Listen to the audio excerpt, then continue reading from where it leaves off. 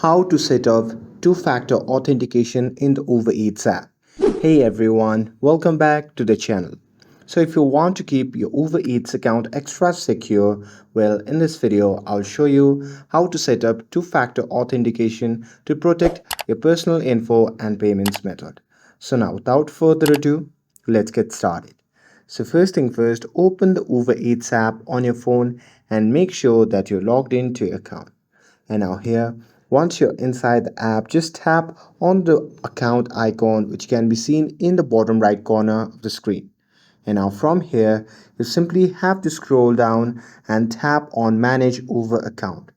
And here, once you see the interface like this, just tap on the security tab which can be seen at the top, and here under the security tab you simply have to scroll down and tap on two-step verification or two-factor authentication.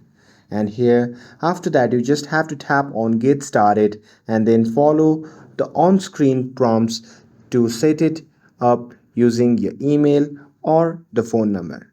And after that you will receive a code via SMS or email, so enter it into the app to confirm it's you, and once verified, two-factor authentication will be turned on, adding an extra layer of security to your account.